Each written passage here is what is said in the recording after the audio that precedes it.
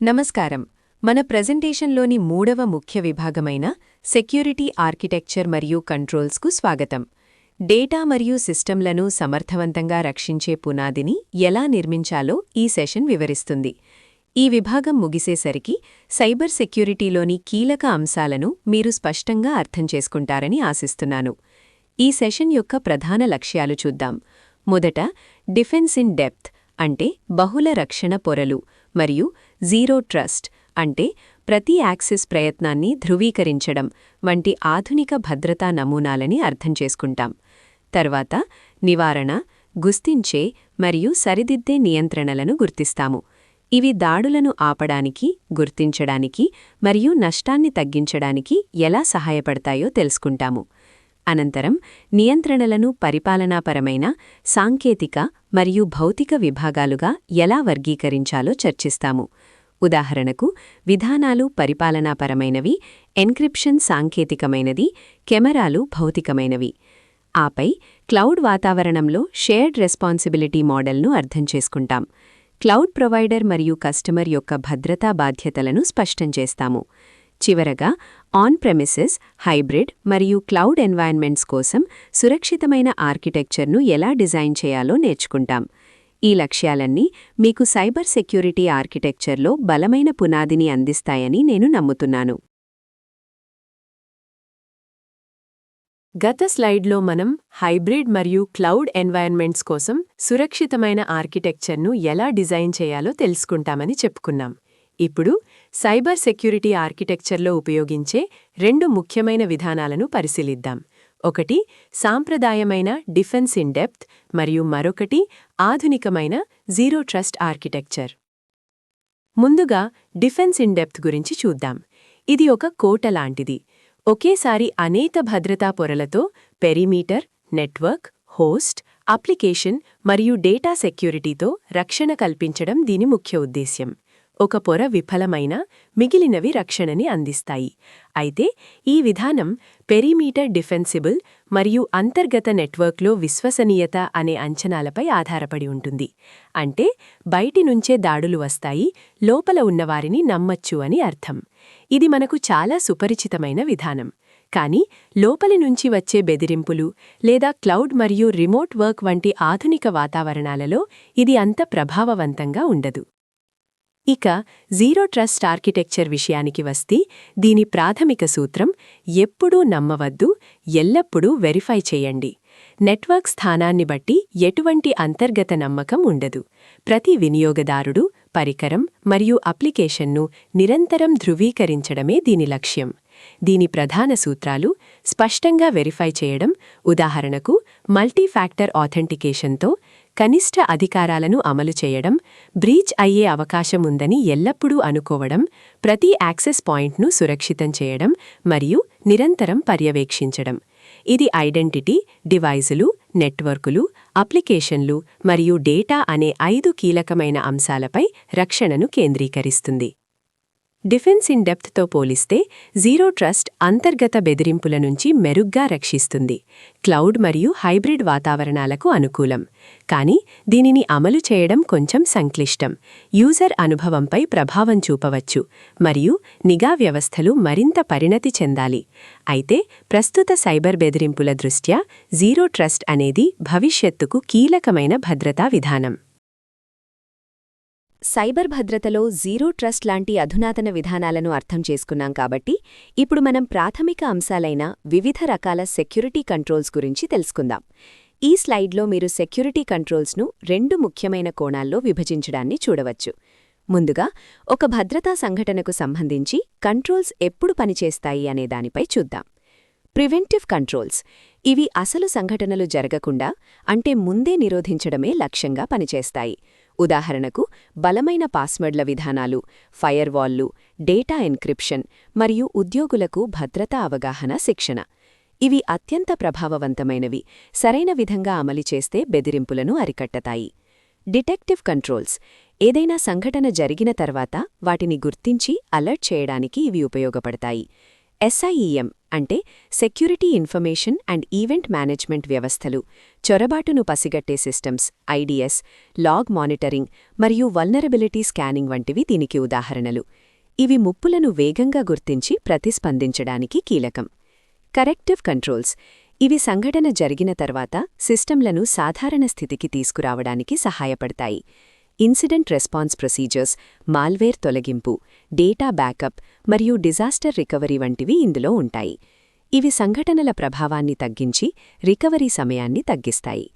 Compensating controls ప్రాథమిక controls ఏదైనా కారణంతో అమలు చేయలేని పరిస్థితుల్లో వాటి లోపాలను భర్తీ చేయడానికి ఇవి తాత్కాలికంగా లేదా ప్రత్యామ్నాయంగా ఉపయోగపడతాయి.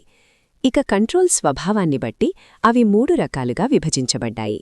అడ్మినిస్ట్రేటివ్ కంట్రోల్స్ ఇవి విధానాలు, ప్రక్రియలు మరియు మానవ ప్రవర్తనకు సంబంధించినవి.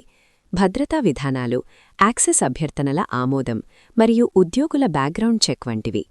టెక్నికల్ కంట్రోల్స్ ఇవి సాఫ్ట్వేర్ మరియు హార్డ్వేర్ ఆధారిత పరిష్కారాలు.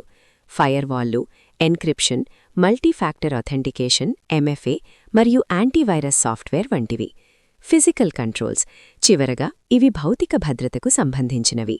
Data centre access controls, CCTV మరియు సురక్షితమైన పరికరాల పారవేయడం వంటివి. ఈ అన్ని రకాల కంట్రోల్స్ కలిపి ఒక బలమైన భద్రతా నిర్మాణాన్ని ఏర్పరుస్తాయి. ఇది మన సంస్థను సైబర్ బెదిరింపుల నుండి రక్షించడంలో కీలక పాత్ర పోషిస్తుంది. అటువంటి బలమైన భద్రతా నిర్మాణాలను నిర్మించడానికి మనం విభిన్న ఆర్కిటెక్చర్ పద్ధతులను అర్థం చేసుకోవటం చాలా ముఖ్యం. ఈ స్లైడ్లో ఆన్ ప్రెమిసెస్, క్లౌడ్ నేటివ్ మరియు హైబ్రిడ్ అనే 3 ప్రధాన ఆర్కిటెక్చర్ నమూనాలను చర్చిస్తాము. ముందుగా ఆన్ ప్రెమిసెస్ ఆర్కిటెక్చర్ గురించి చూద్దాం. ఇది సాంప్రదాయ పద్ధతి. ఇక్కడ సంస్థ మొత్తం మౌలిక సదుపాయాలను స్వయంగా కలిగి ఉండి నిర్వహిస్తుంది. భద్రతపై పూర్తి నియంత్రణ ఉంటుంది కానీ అధిక పెట్టుబడి మరియు నిర్వహణ ఖర్చులు, అలాగే స్కేలింగ్లో జాప్యం ప్రధాన సవాళ్లు. దీనికి భౌతిక భద్రత, నెట్వర్క్ ఫైర్వాల్స్, ఐడిఎస్ ఐపిఎస్, అనుమతి లేని చొడుబాట్లను గుర్తించి నిరోధించే వ్యవస్థలు మరియు డేటా ఎన్క్రిప్షన్ వంటి సమగ్ర నియంత్రణలు అవసరం. తర్వాత క్లౌడ్ నేటివ్ ఆర్కిటెక్చర్. ఇక్కడ ఏడబ్ల్యూఎస్ లేదా అజ్యూర్ వంటి క్లౌడ్ సర్వీస్ ప్రొవైడర్ సిఎస్పి మౌలిక సదుపాయాలను నిర్వహిస్తుంది. మనం అప్లికేషన్లు, డేటాను మాత్రమే చూసుకోవాలి. క్లౌడ్లో షేర్డ్ రెస్పాన్సిబిలిటీ మోడల్ చాలా కీలకం. సిఎస్పి భౌతిక భద్రత మరియు నెట్వర్క్ ఇన్ఫ్రాస్ట్రక్చర్ను చూసుకుంటే డేటా భద్రత, యాక్సెస్ కంట్రోల్స్, ఐఏఎం మరియు ఎన్క్రిప్షన్ కీలక నిర్వహణ మన బాధ్యత. వేగవంతమైన స్కేలింగ్, తక్కువ నిర్వహణ ఖర్చు వంటి ప్రయోజనాలు ఉన్నప్పటికీ షేర్డ్ రెస్పాన్సిబిలిటీని సరిగ్గా అర్థం చేసుకోకపోవడం, తప్పు కాన్ఫిగరేషన్లు, ఉదాహరణకు S3 బకెట్లను బహిర్గతం చేయడం దీని ప్రధాన సవాళ్లు. చివరగా హైబ్రిడ్ ఆర్కిటెక్చర్. ఇది ఆన్ ప్రెమిసెస్ మరియు క్లౌడ్ వాతావరణాలను కలిపి ఉపయోగిస్తుంది. సంస్థలకు ఇది చాలా సామాన్యం. ఇక్కడ ప్రధాన భద్రతా సవాళ్లు ఏమిటంటే 2 ప్లాట్ఫామ్లలో స్థిరమైన భద్రతా విధానాలను అమలు చేయడం, డేటా రవాణా భద్రత మరియు గుర్తింపు నిర్వహణను సమన్వయం చేయడం. దీన్ని పరిష్కరించడానికి మనం సరిహద్దుల్లో జీరో ట్రస్ట్ విధానం, బలమైన ఎన్క్రిప్షన్, కేంద్రీకృత లాగింగ్ మరియు మానిటరింగ్ను అనుసరించాలి. ఈ నమూనాలను అర్థం చేసుకోవటం ద్వారా మన సంస్థకు సరైన భద్రతా వ్యూహాన్ని రూపొందించవచ్చు. మన సంస్థకు సరైన భద్రతా వ్యూహాన్ని రూపొందించడానికి క్లౌడ్లో భద్రతా బాధ్యతలను ఎవరు పంచుకుంటారో అర్థం చేసుకోవడం చాలా ముఖ్యం. ఈ స్లైడ్ ఏడబ్ల్యూఎస్ షేర్డ్ రెస్పాన్సిబిలిటీ మోడల్ను వివరిస్తుంది. ఇది క్లౌడ్ భద్రతలో ఏడబ్ల్యూఎస్ మరియు కస్టమర్ పాత్రలను స్పష్టంగా విభజిస్తుంది. దీన్ని క్లౌడ్ భద్రత ఆఫ్ ద క్లౌడ్ మరియు క్లౌడ్ భద్రత ఇన్ ద క్లౌడ్ అని సూచిస్తారు. ఏడబ్ల్యూఎస్ క్లౌడ్ భద్రత ఆఫ్ ద క్లౌడ్కి బాధ్యత వహిస్తుంది. అంటే డేటా సెంటర్ల భౌతిక భద్రత, పర్యావరణ నియంత్రణలు, విద్యుత్, శీతలీకరణం, నెట్వర్క్ ఇన్ఫ్రాస్ట్రక్చర్, హైపర్వైజర్, భౌతిక సర్వర్ల నిర్వహణ ఏడబ్ల్యూఎస్ చూసుకుంటుంది. కస్టమర్లుగా మనం క్లౌడ్ భద్రత ఇన్ ద క్లౌడ్కు బాధ్యత వహిస్తాము. Identity and access management, encryption, network configuration, security గ్రూపులు, ఆపరేటింగ్ సిస్టమ్ ప్యాచ్లు, అప్లికేషన్, డేటా వర్గీకరణం, మానిటరింగ్ మన బాధ్యతలు. క్రింద ఉన్న పట్టిక వివిధ సర్వీస్ మోడళ్లలో బాధ్యతల మార్పును వివరిస్తుంది. Infrastructure as a service EC2 వంటి సేవల్లో అప్లికేషన్ నుండి స్టోరేజ్ వరకు దాదాపు అన్నింటికీ మీరు బాధ్యత వహిస్తారు. Platform as a service RDS వంటి సేవల్లో AWS OS, middleware, database, network, స్టోరేజ్ను నిర్వహిస్తుంది. మీ బాధ్యత మీ అప్లికేషన్కు మాత్రమే. Software as a service S3 వంటి సేవల్లో AWS దాదాపు అన్నింటినీ నిర్వహిస్తుంది. మీరు డేటా కంటెంట్ మరియు యాక్సెస్ పాలసీలను చూసుకుంటారు.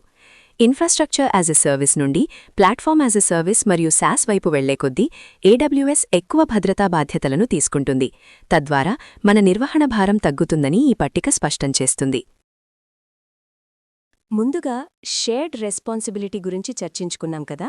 ఆ బాధ్యతలు సరిగా అర్థం చేసుకోకపోతే ఎంత ప్రమాదమో తెలియచేసే ఈ కేస్ స్టడీ 5 మైక్రోసాఫ్ట్ అజూర్ మిస్కాన్ఫిగరేషన్ చూద్దాం. ఒక హెల్త్కేర్ సంస్థ పేషెంట్ డేటాను అజూర్కి మైగ్రేట్ చేసింది. కాన్ఫిగరేషన్ లోపాల వల్ల PHI బయటపడింది. PHI తక్కువ ఎన్క్రిప్షన్తో నిల్వ చేయబడింది. పబ్లిక్ యాక్సెస్ క్రెడెన్షియల్స్ ఓపెన్గా ఉంచారు. మానిటరింగ్ డిసేబుల్ కావడంతో అటాకర్స్ SQL డేటాబేస్ను కనుగొని నెలల తరబడి పేషెంట్ రికార్డులను యాక్సెస్ చేశారు. ఆడిటర్ల లాగ్ రివ్యూ ద్వారా ఉల్లంఘన బయటపడింది. ప్రధాన సెక్యూరిటీ లోపాలు: డీఫాల్ట్ ఇన్సెక్యూరిటీ కాన్ఫిగరేషన్లు, ఎన్క్రిప్షన్, మానిటరింగ్, గవర్నెన్స్ లేకపోవడం, యాక్సెస్ కంట్రోల్ వైఫల్యం, షేర్డ్ రెస్పాన్సిబిలిటీని తప్పుగా అర్థం చేసుకోవడం. ఈ సంఘటన CIA ట్రయాడ్ను దెబ్బతీసింది. కాన్ఫిడెన్షియాలిటీ పూర్తిగా కోల్పోయింది. ఇంటిగ్రిటీ, డేటా మార్చబడే అవకాశం ఉంది. సిస్టమ్స్ అందుబాటులో ఉన్న పేషెంట్ ట్రస్ట్ కోల్పోవడంతో అవైలబిలిటీ కూడా ప్రభావితమైంది. నేర్చుకోవాల్సిన పాఠాలు: క్లౌడ్ కాన్ఫిగరేషన్లకు ప్రత్యేక నైపుణ్యం, క్లౌడ్ ప్రొవైడర్ సెక్యూరిటీ బేస్లైన్లు అవసరం. IACను సెక్యూరిటీ రివ్యూతో అమలు చేయాలి. లాగింగ్, మానిటరింగ్ను డీఫాల్ట్గా ఎనేబుల్ చేయాలి. సీల్స్ PM టూల్స్, రెగ్యులర్ సెక్యూరిటీ అసెస్మెంట్లు, లీస్ట్ ప్రివిలేజ్ సూత్రం తప్పనిసరి. CSP మరింత బాధ్యత వహించే PaaS లేదా SaaS వంటి మేనేజ్డ్ సర్వీసెస్ను ఉపయోగించాలి. మనం ఇంతకుముందు చర్చించిన క్లౌడ్ సెక్యూరిటీ సూత్రాలతో పాటు నిజ జీవితంలో సెక్యూరిటీ వైఫల్యాలు ఎంత తీవ్రమైన ప్రభావం చూపుతాయో ఇప్పుడొక కేస్ స్టడీ ద్వారా చూద్దాం. ఈ కేస్ స్టడీలో నెట్వర్క్ సెగ్మెంటేషన్ లోపం కారణంగా ఒక మ్యానుఫ్యాక్చరింగ్ కంపెనీ ర్యాన్సమ్వేర్ దాడికి గురైంది. ఒక ఉద్యోగి ఫిషింగ్ ఈమెయిల్ తెరిచి మాల్వేర్ను డౌన్లోడ్ చేయడంతో నెట్వర్క్లో ఇది వేగంగా వ్యాపించింది. ఈ దాడికి అనేక సెక్యూరిటీ వైఫల్యాలు కారణం. సరిగా లేని ఈమెయిల్ ఫిల్టరింగ్, బలహీనమైన ఎండ్పాయింట్ ప్రొటెక్షన్, EDR లేదు, ముఖ్యంగా నెట్వర్క్ సెగ్మెంటేషన్ లోపం. అధిక యూజర్ ప్రివిలేజెస్, నిఘా లోపాలు, రైటబుల్ బ్యాకప్లు కూడా సమస్యను పెంచాయి. దీని ప్రభావం CIA ట్రయాడ్పై తీవ్రంగా పడింది. డేటా చోరీ అవకాశం, కాన్ఫిడెన్షియాలిటీ, డేటా ఎన్క్రిప్ట్ అవ్వడం, బ్యాకప్లు నాశనం, ఇంటిగ్రిటీ, ఇంకా పూర్తి కార్యకలాపాలు ఆగిపోవడం, వారాల రికవరీ, అవైలబిలిటీ. నష్టాలను నివారించడానికి పటిష్టమైన network segmentation, zero trust access, అధునాతన EDR తప్పనిసరి. ఈమెయిల్ సెక్యూరిటీని బలోపేతం చేయాలి. ఎన్క్రిప్షన్ నుండి రక్షించడానికి ఇమ్యూటబుల్ మరియు ఎయిర్ గ్యాప్డ్ బ్యాకప్లను కలిగి ఉండాలి. ప్రివిలేజ్ నియంత్రణలు వేగవంతమైన గుర్తింపు మరియు ఐసోలేషన్ వ్యాప్తిని తగ్గిస్తాయి.